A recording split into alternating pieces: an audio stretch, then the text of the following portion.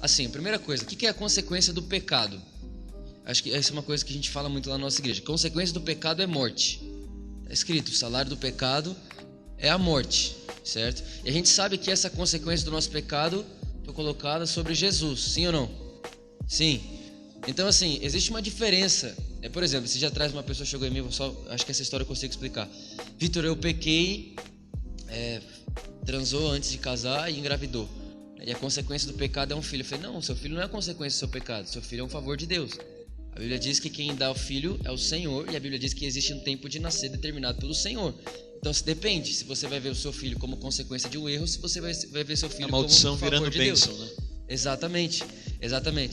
Fala aquilo lá que você falou do vinagre. É importante nesse contexto a gente ver, eu e o Vitor, a gente passou muito tempo junto, então foi um tempo de discutir muita coisa. Mas é importante você separar consequência e colheita. Isso.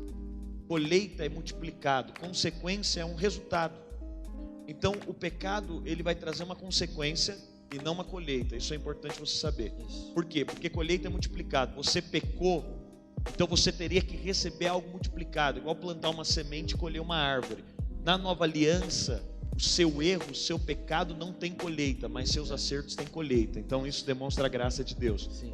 Agora, pastor, e a colheita? Como o Vitor falou, por exemplo, alguém cometeu um crime antes de vir para a igreja. Ele vai ser punido, vai ser preso. Mas eu não conheci a graça de Deus, mas eu vou ser preso. Aí entra algo interessante.